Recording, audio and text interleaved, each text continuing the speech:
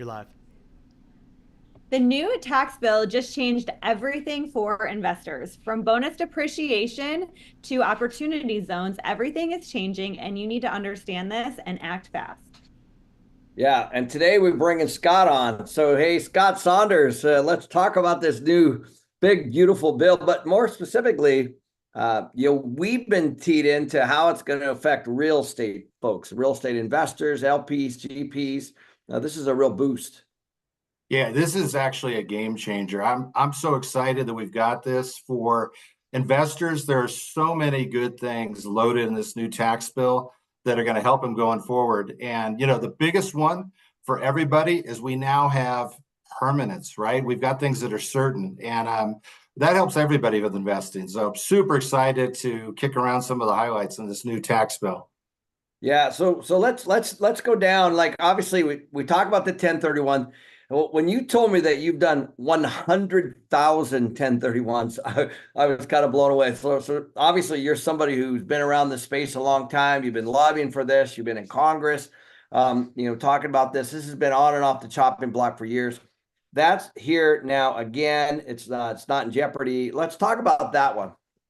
Yeah, that's a big one. For the last 4 years, it was under attack. They were looking to cap out 1031 at just $500,000 of gain per person, which really would have effectively crushed 1031s on the commercial market. So that was a big factor. I'm pretty involved with the Government Affairs Committee of our trade association. I work with NAR and really just spent a lot of time back in Congress educating people in Congress on the benefits of 1031 exchanges, why they help with transactional activity.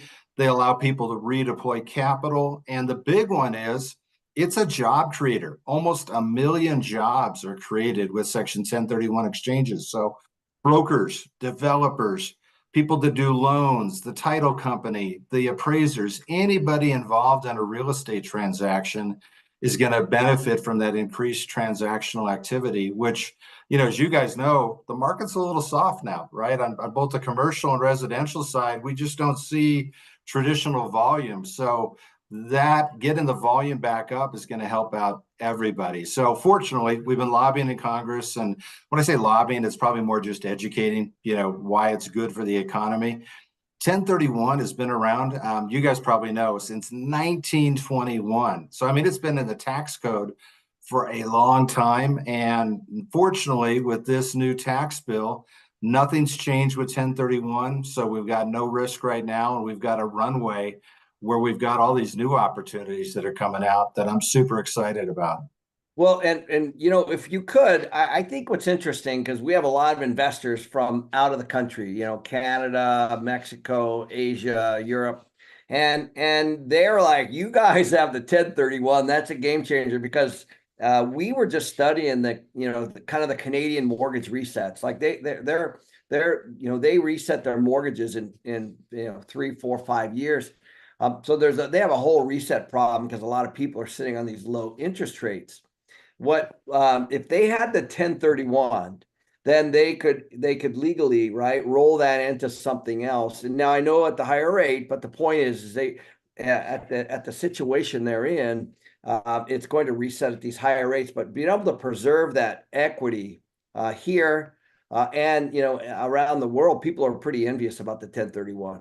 Yeah, 1031 is unique to America, right? It's part of our U.S. tax code, and it really gives us a big advantage. So you basically, with the 1031, you take the equity, and when you sell the asset, instead of receiving the proceeds, which would make it taxable, you have the money held by what's called a qualified intermediary, and you've got some time deadlines to reinvest. But what you get to do is you get to redeploy that capital, hopefully into a better performing asset. So you might go from one asset into two. You might go into an asset that's going to give you more cash flow or better return, or maybe you even reposition it into a different market, right? You've got a lot of assets on the West Coast and you want to take advantage of some of these growing markets, places like Texas and Tennessee, redeploy some capital long-term that over the next 30 years, you probably see more appreciation and a better return on investment. So yeah, 1031 is something that we have in the U.S. that's such a powerful tool and allows us to do that. Now, you only can do it on U.S. domestic property, so it's got to be within the United States. That's the one, big major limitation. But anywhere in the US, you can take advantage of it. And you're right. I think a lot of other countries are a little envious of our real estate tax laws because they're favorable to investors for so many reasons. So let's discuss that. Let's talk about how this tax bill that Trump just passed is going to affect real estate investors in a positive way. A lot of ways. Let's start off with a couple of biggies. One, didn't affect 1031, didn't affect carried interest, didn't affect capital gain tax rates. And what it did is it locked in the lower rates from the Tax Cuts and Jobs Act. Those are now permanent. They're locked in. So people now know they've got lower rates, which, just from the onset, that gives you more capital to buy your first investment property or expand, right? You've got more take-home pay, and now you've got more capital to build your investment portfolio. So right off the bat, that's a big win for everybody, business owners and investors. Yeah, and I think what's interesting right now is, as everyone knows, there's a lot of trapped equity. I call it frozen. A lot of people are sitting there with these low mortgages, low interest rates, and their prices, as you know, if they're in the single family side, have gone up. So if they're in the rental space there, they've got a lot of equity. This is a great tool. There's a tremendous amount of trapped equity where now they can legally, they don't have to sell, they don't have to exit, they don't have to pay capital gains. There's a lot of choices, right? Yeah, absolutely. That's the big one. You can just redeploy that equity and keep it working. So one of the big myths is I have to pay taxes sometime. With the 1031 exchange, you can redeploy it over and over and over again. So it allows you to go from one asset to two, two to four, four to eight, and then kind of move into commercial investments and really grow your portfolio. So it's a great way to do that. The carried interest, a lot of people might not know, but when you're in the game and you're putting a deal together, there's this phantom equity that you have that, hasn't really matured yet, right? Like it's not really yours. And that's called carried interest. And it's been under attack for a while. And I'm really glad they kind of put that to the side, because that's just going to promote entrepreneurship and people doing deals again. Yeah, absolutely. That's a big one. I think it's been put, as you said, it's been put to rest. Now we got certainty, and that means more people are going to jump into investment deals and put deals together, which creates more development and more opportunity, and hopefully more supply where we desperately need supply in the marketplace. Do you think that's going to move the real estate market any with this, bonus depreciation? And because, right now with almost 7% rates, the market's pretty soft. Yeah, I think personally, I think the bonus depreciation, so that's a game changer. So let's kind of unpack that a little bit. Bonus depreciation is when you've got the ability to write off depreciation in year one when you acquire an asset. So instead of depreciate over 27 and a half years residential or 39 with commercial, you've got the ability to kind of reclassify some property as personal property. And then you're able to take a write-off, and that varies a little bit, but you're able to take a write-off at the time of acquisition. That's a big deal because it gives people a big tax advantage. And that tax advantage, I think, is going to drive deals. So what we've had right now, so Tax Cuts and Jobs Act restored bonus depreciation, but then it began indexing down by 20%. So this year in 2025, there's only 40% of the bonus depreciation available. The big change with the new tax law is we now get 100% bonus depreciation, and it's permanent, no sunset. That means now as we buy assets going forward, everybody will be able to take advantage of that. So I think personally, bonus depreciation is going to drive deals on the commercial side. It's going to drive deals on the residential side. It'll even help out short-term rentals, vacation markets. I see a lot of applications. So people, you never want to make a deal happen just because of the taxes, but a lot of times that's a lot of icing on the cake that makes a deal a lot more attractive. Yeah, and let's walk through a real example for me personally. Years ago, as you know, bonus depreciation was 100%, and so there was a time where I was exiting some things and taking some chips off the table, as you would, right? Because you can't roll it all forward. You do need stuff, from time to time. You want access to that capital. At the same time, I started buying these billboards. As you know, the billboards were largely, well, they fell into that bonus depreciation category because they were land improvements. And so we were exiting one thing and then buying billboards at the same time. And we were getting huge tax advantages for being able to buy these billboards because they fall under bonus depreciation and offset tax, right? Right. No, it's huge. Think about what depreciation is, really. It's kind of a benefit that you get, but it doesn't really cost you anything, and you can use it to offset other income. So that's why it's a powerful tax planning strategy. Yeah, people are like, why are you getting into billboards? I go, tax. Like literally, like I'm trying to offset legally tax using what the government's given me already in this form of bonus depreciation. And by the way, I actually think this also falls into this private jet category. Like, jets are in this category. Oddly enough, they fall into this category. There's a whole bunch of things in the bonus depreciation category that people may or may not recognize. What are some things that you've seen, Scott, that people, if you had your crystal ball and now we've got bonus back at 100%, what do you think is going to happen as far as investments? Well, you got in a couple areas. Business owners, are you going to use it to make purchases because they're able to get 100% bonus depreciation? So business assets that every entrepreneur is going to need, that will go up. On the real estate side, a lot of people are going to take advantage of buying real estate assets, turning right back around and doing what's called a cost segregation study to reclassify that and break out the personal property components. So real estate of all types is going to benefit, right? Commercial real estate certainly will get a little bit of an uptick, or could potentially a big one.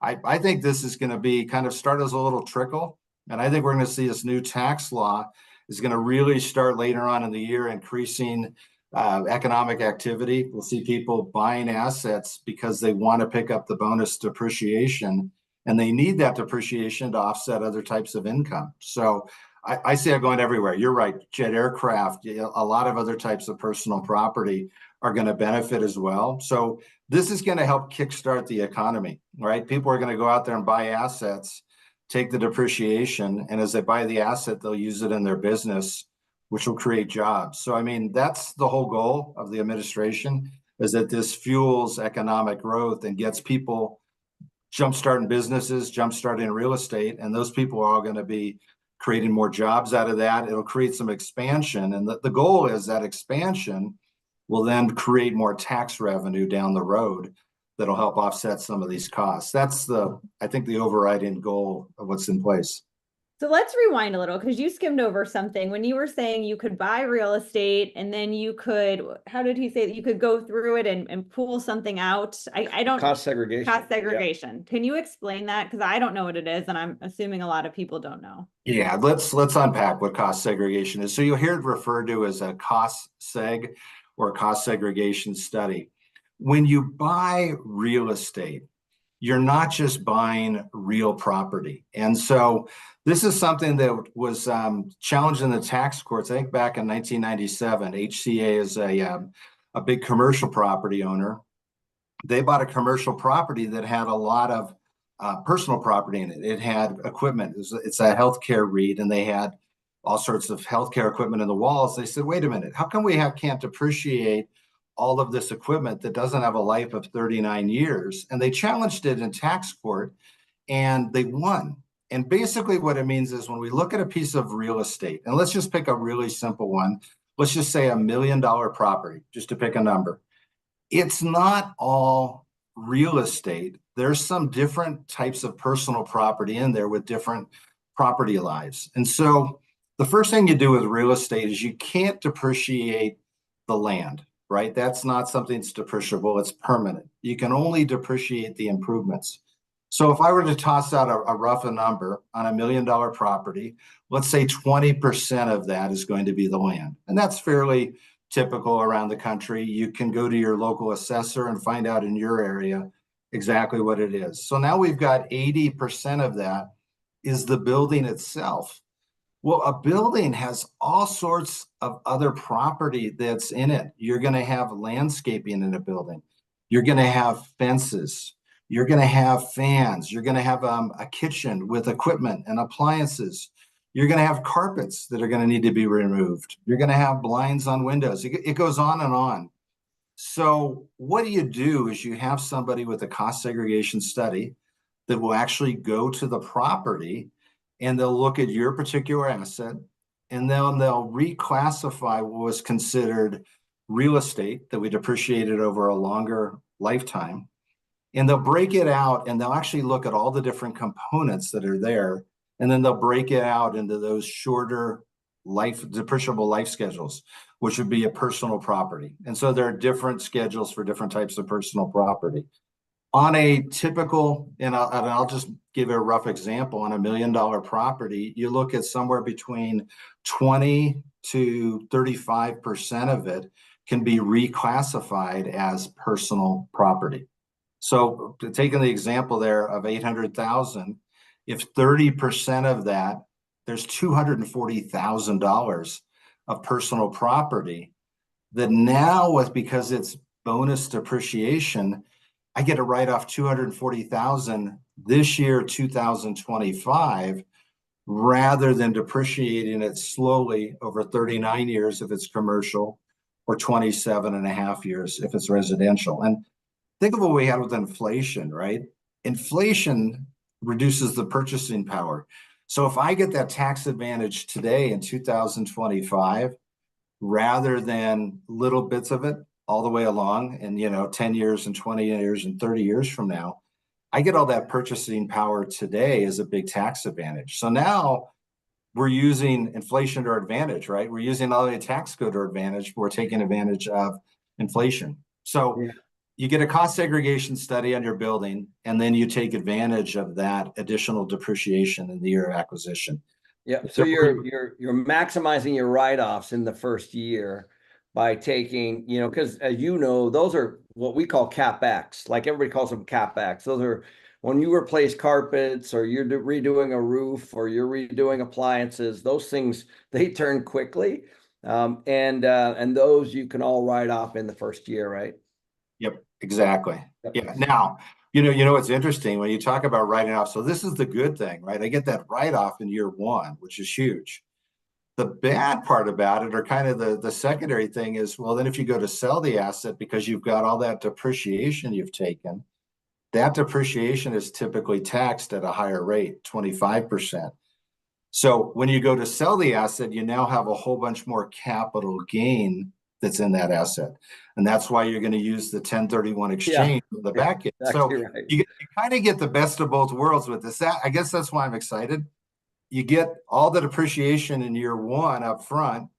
Then when you go to dispose of the asset and upgrade, you do a 1031 exchange, don't pay any capital gain taxes at all. So you defer all the different taxes that are out there, right? Capital gain, depreciation recapture, state tax, and this pesky little thing called a net investment income tax. It's a 3.8% tax. All four of those, you don't have to pay those taxes. Then you take all your equity and you pull it in, you roll it into a much larger replacement property to get even more cash flow. So you win on both sides of it. That's why I'm excited about these changes. Now we have a couple of questions from YouTube that I want to ask. One drop is asking, when does the 100% bonus depreciation start to take place? Great question.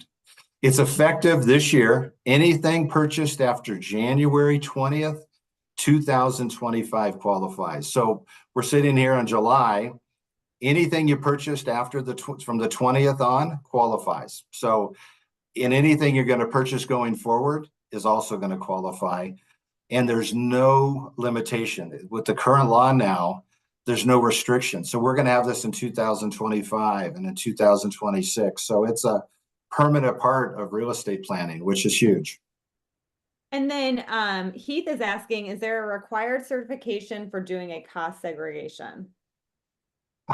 So certification. So there is a group out there of cost segregation professionals. So there's a trade association. There are a lot of providers that do cost segregation studies. And I suspect, and Ken, you might confirm this, I think we're going to see that industry kind of explode overnight. There's going to be more demand for that. But There are lots of different people, and I don't remember the formal designation. I want to say it's AI something cost segregation professionals. You probably want to look for somebody that has that designation. That means they've gone through some training and they've got that background. You know, not anybody can go into a building and do a cost segregation study. So they have to go on site and study it. Then they're going to give you a report on your particular property, right? You'll get your property broken out. Then you turn that report over to your CPA when you file your tax return, and then they'll use that data. And if you ever get audited, you're going to want a really good report to back you up in an audit showing why did you reclassify it. So I would say it's important to find somebody that has that certification would be a good way to go. And there are a lot of great companies all around the country that do this. And one thing, Scott, is we typically use a CPA firm that's traditionally, and then they usually have a whole slew of people that bid on it.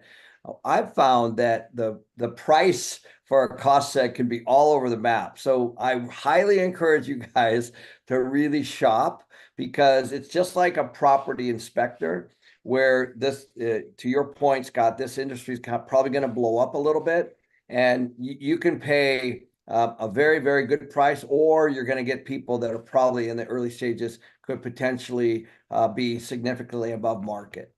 Yeah, a great thought on that. I see the same thing, Ken. I see a big variance in pricing.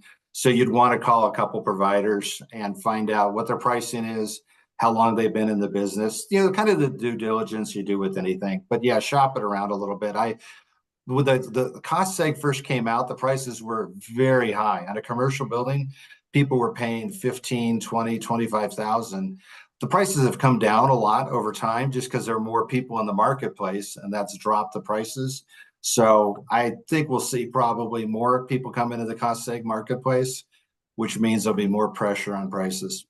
Yep. And then, so I know you're going to be at Limitless, first of all, by the way. So, and you're going to be doing a panel on this tax policy. So Jerry, maybe you could put the Limitless piece up here. And I know we're in the final days, as you know, Scott. We've got basically a few weeks left before Limitless. What are you going to talk about on the panel? Because you've got some pretty impressive people on that panel to talk about this tax bill, and more importantly, how to take advantage of it. Yeah, you know, I'm looking forward to that panel presentation, and just a huge plug for Limitless. I've been there as a participant before. It is a great event that you and Taro put together, where you've got people talking about all sorts of different wealth strategies. That's the cool thing about it. You've got everybody that's there is looking to improve their rate of return. They're looking to network with other savvy investors. On the panel, we've got some really good people. We've got a CPA, we've got some other really good tax planning people. We're going to unpack the highlights of this tax bill. And so we've got a little less than an hour to hit all the highlights, but we're going to be talking certainly about bonus depreciation. We'll talk about opportunity zones, and we may chat about that a little bit, which again, that was added back into the bill. We'll talk about the QBI, qualified deduction of 20%, and what that is in there for. That helps out real estate partnerships to reduce some of the taxable income. So we really plan in that time period to hit on the highlights of the tax bill so that we've all got the benefit of that and can kind of go away from Limitless with actionable strategies that people can implement. You know, you're going to have a lot of chatter about this, and this tax bill is 940 pages, right? So it covers spending, it covers immigration, it covers all these different topics. We're going to zero in on what are the benefits for investors and real estate investors that are actionable, that maybe you spend the money for Limitless and you get a lot back in tax savings that more than pays for the event. You know, that would be the goal on our segment. And I know you've got something like 50 other speakers talking about all sorts of other investment topics. So if anybody's watching this, you haven't signed up for Limitless, can't recommend it. It's the top tier event out there in the country.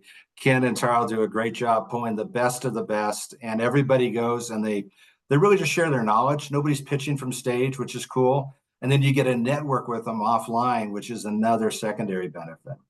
Yeah, and they're doing a webinar that's going to be, Jerry, if you can pull that up, if you guys want to register. It's a great intro to understand what Limitless is going to be like, and it's free, and we are excited to see you there. We have thousands of people signed up already for this Thursday. It's going to be fun. It's kind of a toe in the water, you know, on what we're going to talk about at Limitless and talk about some of the speakers that we haven't released yet.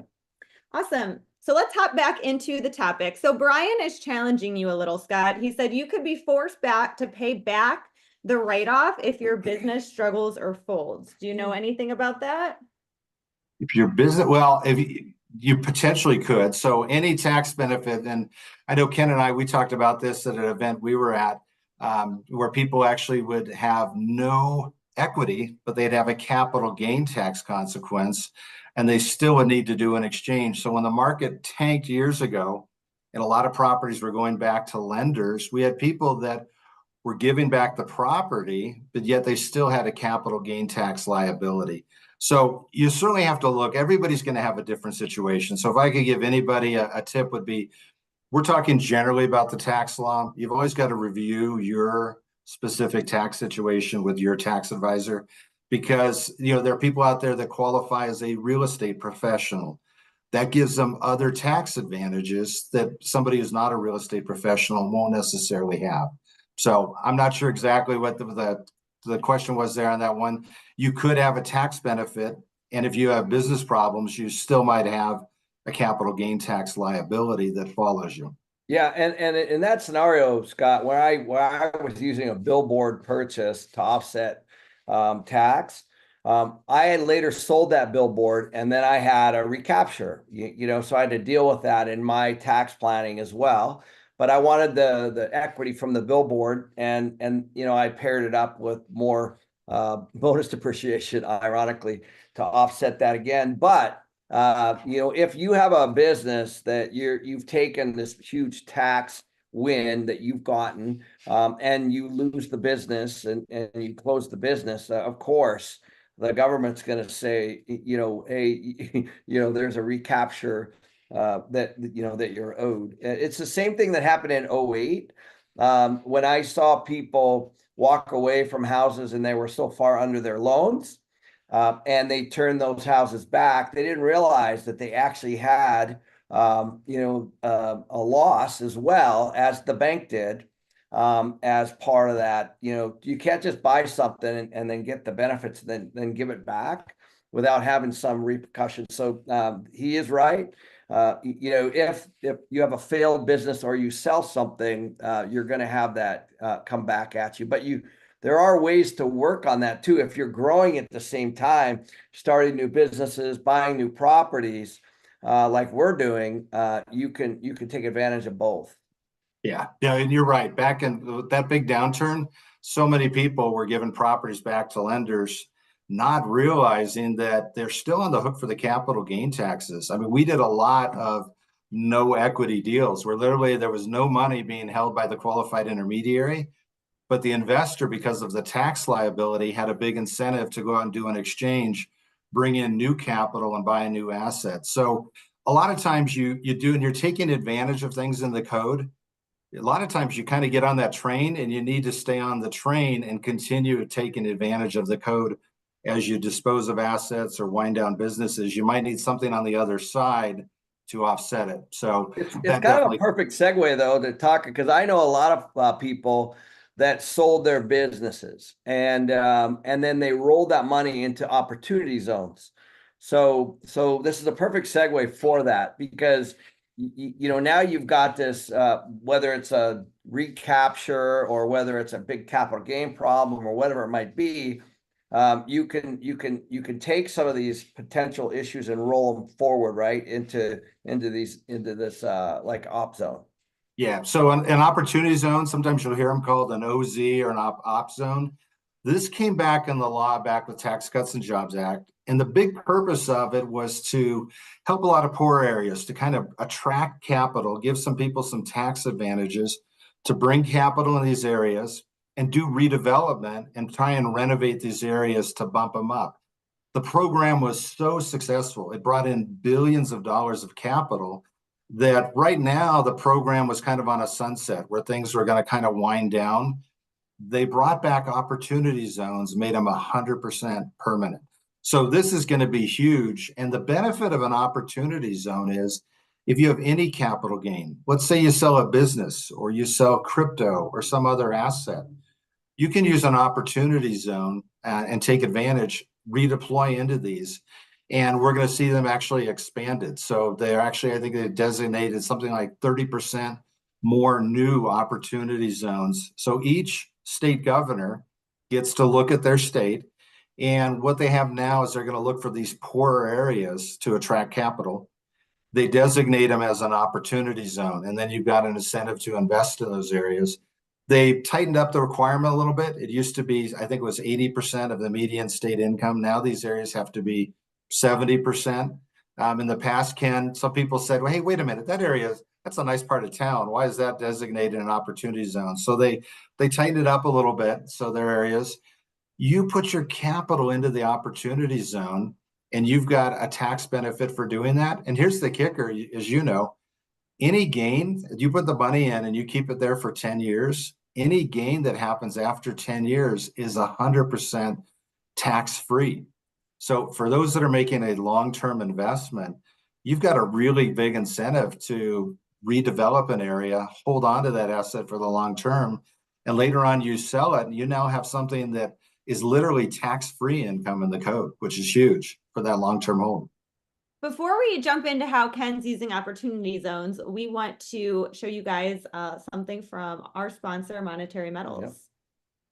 Gold is near all-time highs, but appreciation isn't the only way to benefit. Monetary Metals, you could potentially earn a yield on your gold, paid in physical gold, without selling it. Here's how it works. When you lease your gold through their platform, pre-qualified companies pay to use it under strict guidelines, like renting out real estate, but with gold. Instead of paying to store your metal, you may earn up to 4% annually in gold. You stay in control and you can choose which leases to participate in. Monetary Metals handles the due diligence, lease terms, and all the administration. Thousands of investors use this approach to grow their gold, not just sit on it. Visit monetary-metals.com/Ken to learn more. Leasing gold involves risk and returns are not guaranteed. This is not an offer to buy or sell securities. Please review all risk disclosures at monetary-metals.com. Visit monetary-metals.com/Ken to learn more. So Ken, how are you using opportunity zones? So one of the things that Ross and I, my partner, is that we're actually going to be building properties, multifamily properties that are in these opportunity zones. So interestingly enough, by doing a ground up development, we can exit properties that we have personally, and we can bring in new money if we want into and put them in this opportunity zone fund. And so what we saw last time, Scott, and I would love for you to comment on this, is when the opportunity zone funds first got introduced, people started putting these funds together. I had friends raising hundreds of millions of dollars. You guys might not realize, but when people exit businesses and they have these huge cap gains or whatever it is they're selling, they have cap gains, I think maybe even gold, you can roll that forward in this capital gain. You're going to have to pay tax, but you can put them into these opportunity zones funds. They have to be deployed within a certain period of time. There are some regulations there, but maybe, do you see a rise in these opportunity zone funds again? I think you're gonna see them mushroom overnight because they're so attractive. So it was interesting on the first round of these, we had some finite timelines where you were incentivized to get into them and you had to kind of get on that time schedule and get rolling. The way this became part of the law now, which frankly is really genius, is that this is continuous. So you now can have an opportunity zone, and instead of being on a timeline where it's going to begin to phase out if you don't get your capital in, these are now going to be a new tool, a new strategy going forward for everybody. And you correctly said it. Any gain can go into an opportunity zone. So business, sell gold, collectible art, make a bunch of money on crypto and Bitcoin. So any capital gain can go into these opportunity zones. So they got rid of that timeline where they sunset. And basically you now are just going to have these as part of the tax code permanently, providing a great incentive. So what you're doing, building a place in opportunity zone, it's genius, right? Because you're gonna provide a benefit for the community and give new construction, new real estate development. So you're helping people out, right? And you're going to improve a community. And yet you and whoever's involved in the deal with you is going to get a huge tax benefit. It's to me, social good combined with a tax incentive, both working together. Well, and that's kind of why we did it. We were hoping, obviously, that they would extend this, not knowing if they would, but we kind of got ahead of it. And I think people, if you're trying to exit and you have a bunch of equity and stuff like we do, and we want to recycle it from 80s and 90s product into brand new construction, which would be long-term holds that we would then set in probably our estates, to be honest. For the next generation. These are great ways. These are great tax planning ways to do it. Yeah, no, it's a great strategy. And one thing that's in the new rules that came out, if you invest in an opportunity zone and have it there for at least 5 years, 10% of your gain goes away. So you get a little step up in basis. So the government is giving you an incentive to invest long term. And you mentioned something there kind of in passing that I'll just jump on and just mention it to the listeners watching this live stream. You talked about estates. We won big time on estate planning. So we now have $15 million per person exempt from estate taxes. So you're a married couple, that means $30 million of your estate you won't have to do any tax planning around that. So that for the majority of America, most people are not going to have an estate over $30 million. We just simplified long-term tax planning for 99% plus of America, which is great. Yeah, and we can get into more of that at Limitless. I think we're going to have estate people there that can walk you through it. It's over my head, even though I set one up. There is a process, but it is a heck of a nice thing to be able to take assets that you have and put them into these estate planning vehicles and let them grow. Tax deferred, I guess, for the next generation. Yeah, no, definitely. And you're right. It's complicated, right? There are different types of trust and different vehicles. You really need somebody pretty specialized helping you set up all these structures. It's long-term wealth planning, right? How do you take the wealth you built up and how do you most tax-friendly way pass it on to the next generation so that they've got a head start? And it gets pretty complicated for sure. So I think what's really interesting about this bill is how much it rewards real estate investors in general, right? Because a lot of people listening, maybe they're considering investing in real estate or they haven't done it yet. But, Ken always, people get upset about tax codes around real estate investing. But what Ken always says is the government, rewards where they want money to go, right? Because the government needs development, they need redevelopment, they need apartments, all of those things. So do you want to touch on that for those listening that are like considering investing or maybe just started?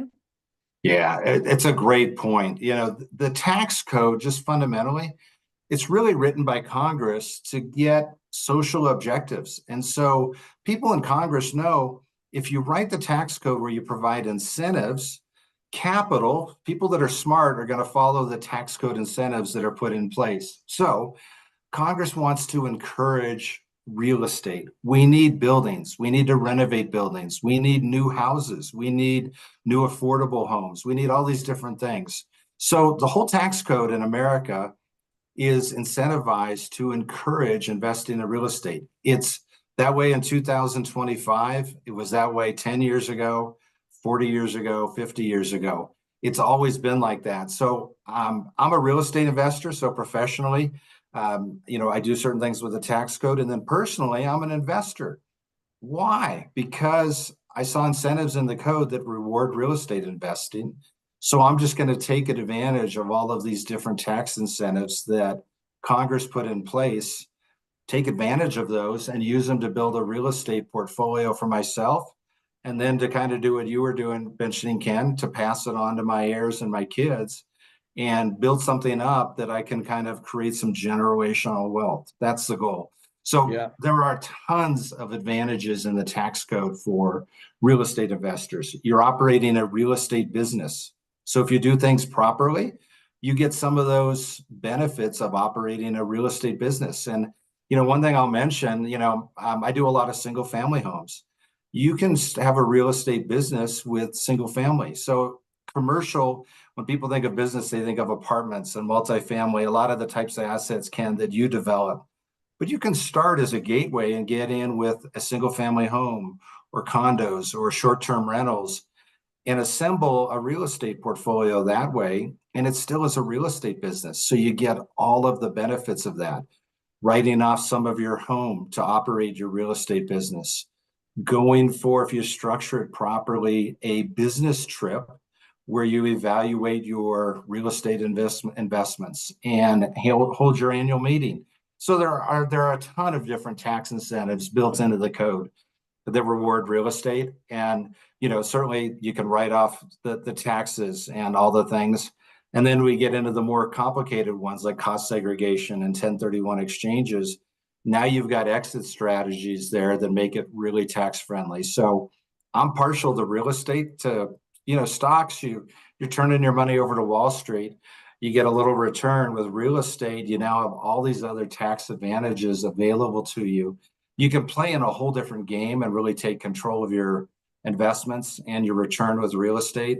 It's really hard to do that with an index fund and Vanguard, and then Wall Street's still scraping off their fees off the top of it. So sorry, a little of my bias came out. Oh, it's great. And Scott, actually, I'll tell you, it's funny. Obviously, we follow you. We get your email, your newsletter. It's fantastic.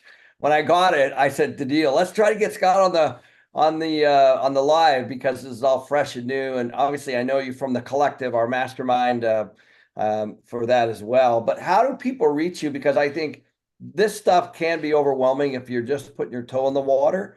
But once you start to learn it, it's really, there's just a few things you got to know, right? Yeah, there absolutely is. And yeah, I try to do a newsletter and have regular information going out. People can get a hold of me. I'll give my email. Hopefully it doesn't blow up too bad, but I'm happy to add people to that. It's just scott@apiexchange.com is probably an easy way to reach out. And you and I talked, I'm going to create a PDF, a summary of the new tax law rules. So everybody that wants to email me, I will have a summary of all the new tax laws, just as it relates to real estate. So just to be clear, it's not going to be everything in there, but just things for real estate investors to be aware of. I'll provide us a free PDF for that. That's great, Scott. I appreciate it. I always, thanks for jumping on last minute. We got your email last week, after Trump signed the bill and with the summary, and I dug into it, and I was like, man, it would be great to get you on Monday. I thank you very much on behalf of us and also all the people watching, for your knowledge, and I can't wait to see you at Limitless. Hey, looking forward to it. Ken and Danille, thanks a bunch. Been great. Thanks so much. Cheers. See you, man.